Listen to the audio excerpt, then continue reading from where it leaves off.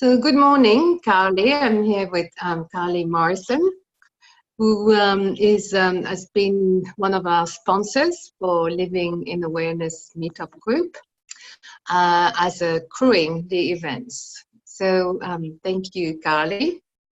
So I'm going to be asking you a few questions today.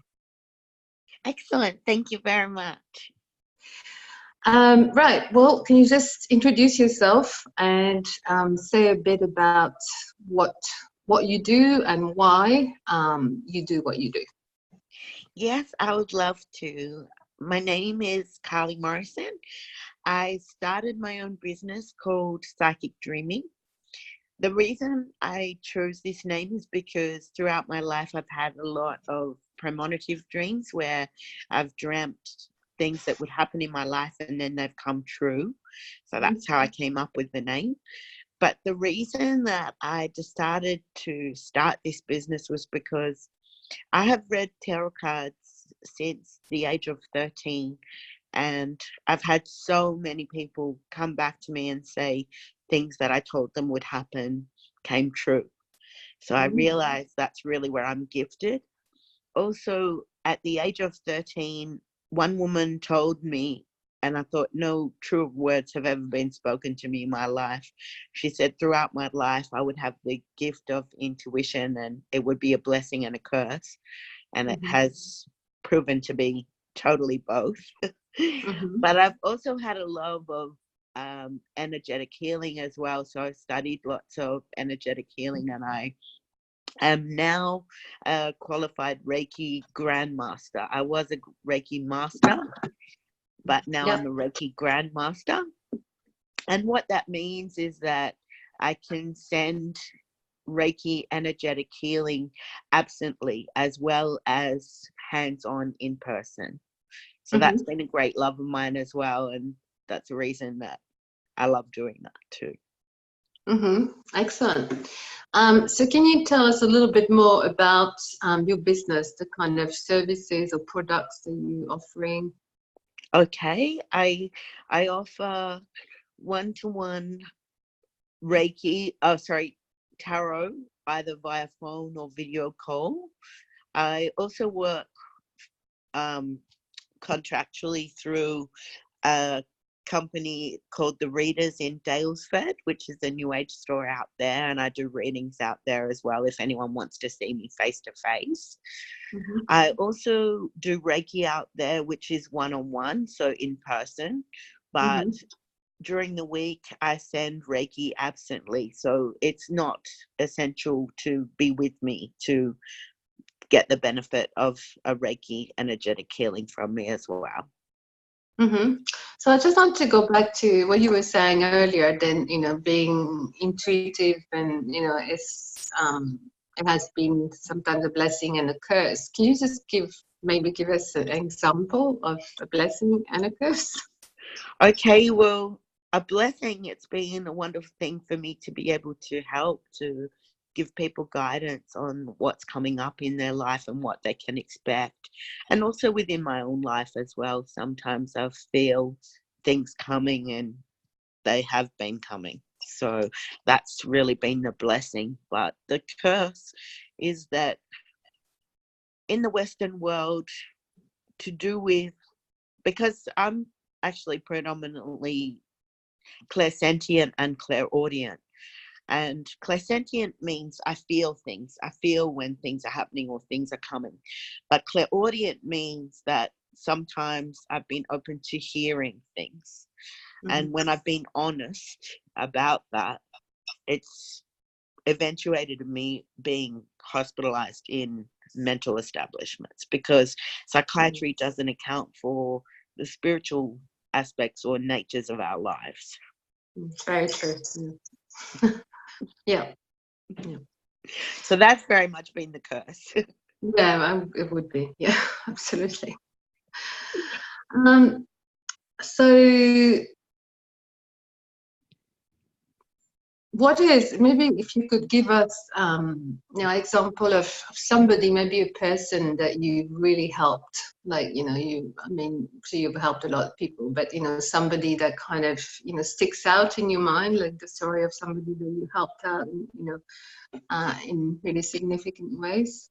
Well, one thing that I can tell, which also displays the accuracy that I have, because one time when I was 16, I was at a family friend's party, and this lady wanted me to do a reading for her, and I didn't know her situation, and she was actually trying to get pregnant at the time. I kept getting this voice in my head, and I didn't want to say it because I thought it doesn't even make sense, but it just kept coming and coming. So I thought, I've got to say it to her. I don't know what it means, but I'll just tell her anyway. Mm-hmm. And I said to her, I don't understand what this means, but I keep getting this message, and it keeps saying to me, you're not pregnant, but the baby is there. And that doesn't even make sense, I know. But the very next day, I had a call from this woman, and she told me she had been trying to get pregnant, and she did a pregnancy test. I think it was the night after I did the reading for her, and she was actually pregnant. So that message was correct, because in her mind she wasn't pregnant, but the baby was there. Oh, okay. Wow. Yeah, amazing. But yeah, that's the message I kept getting, and I couldn't shake it. So in the end, I thought, I'm just going to tell her, even though it doesn't even seemingly make sense. But it made sense to her. And when she called me, and she was like, in my head, I wasn't pregnant, but the baby was there. So that message was correct. Wow, amazing. That's great. So can you just tell us what was the most important thing that has helped you in your life? Well, maybe one of the reasons that I seem to get on so well with you and can relate to you so well is because in the times of my hospitalizations, I turned to meditation. And meditation is really the thing that has got me through really difficult circumstances in my life. And unlike you, it's not so much mindfulness that I've practiced, but I found chanting. That was my great love and affinity with meditation. And I thought everyone knew this chant, but when I've told a lot of people, they don't really know it. It's actually Avalokiteshvara, who is the goddess of mercy and compassion. And it's her chant, and it's Om Mani Padme Om, which translates into the jewel in the lotus. And that is her chant. And I knew that chant. So in dark times for me, I would just say that in my head over and over, but it would bring me to a state of calm and stillness. Yeah.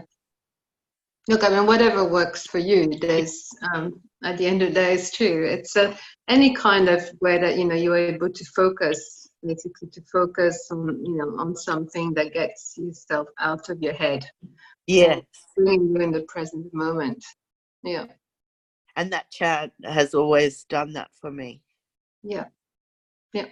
No, I like chanting too. Chanting is really powerful. Yeah. Okay, maybe could you maybe give three tips to to people. So I mean, what is the kind of the people that you work with, primarily to start with, the kind of people that come to see you? What? It's also varied, really. I have younger people, I have older people, I have so many different age groups. I couldn't really say. No, I mean, what kind of like problems in their lives? It can be anything. Dissatisfaction mostly. either dissatisfaction with career, dissatisfaction with relationship or relationships, sometimes issues or troubles with children for older women or males. Mm-hmm.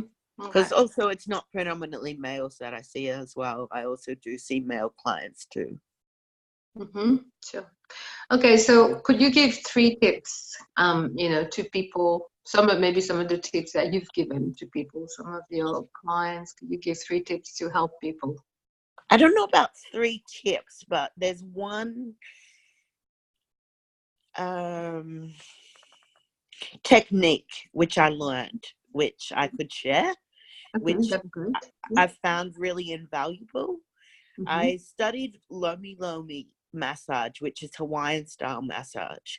But Mm-hmm. in doing so, I was also taught a Hawaiian practice, and there are names for this which I can't recall. So unfortunately, I can't give the specific names for it. But there's a technique where if you do a number of deep breaths in and out, say 8 to 10, deep breaths in, deep breaths out, just to firstly center and calm yourself. Yep. Once you feel in a more calm and centered state, if there's something that you're wanting to do, like take on a new job, for instance, once you've centered and calmed yourself, if you think about taking on that job, and then noticing of the feelings that you get when you're thinking about it. Like you could get a feeling of something pressing down on you or something weighing on you. If you get that sort of a feeling, it's not a good idea to take the job. But if you get a feeling of expansion or energy moving up, then it's a good idea to take the job. Oh, okay. So that's good. That's interesting. So could that apply to pretty much anything? Yes, yes.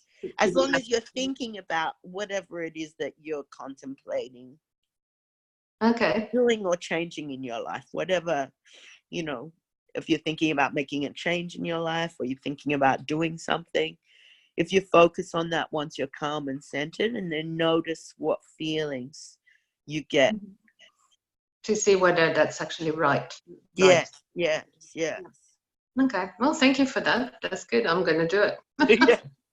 It's a great tip. And I mean, we intuitively know the best answers for ourselves, but it's just a matter of being in a really calm and centered state to be able to notice. Yeah, we can listen. Yeah, absolutely. Yeah. No, I know for me in the past that, and that's something I've worked on. I'm a lot better at listening, what my intuition. But yes, and I remember quite a few times, and of course we all have had that, that we have this feeling, but we kind of tell something, we tell ourselves something else. We're like, no.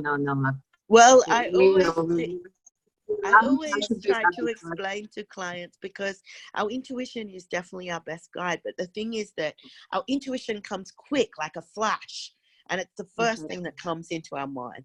But the thing is, if we don't carry through on that, then our fears and doubts start coming in. And all the rationalization and, we should do that. And that's what feel it. That's right. Even though you felt it, then you kind of move away. It makes you move away. Exactly. That's what can take you off track if you starting to get pulled into those fears and doubts that start coming in. That's right. But which is why, practicing mindfulness or other things that bring you in the present moment and more in the body as well. Yeah. That's why it's important to connect with the body. Definitely. Then you get used to, to noticing really quickly what's happening and what your body is telling you, including feelings. It's got intuitive feelings. Yeah. Yes, definitely. Excellent. Okay. Is there anything that you'd like to promote at the moment, or if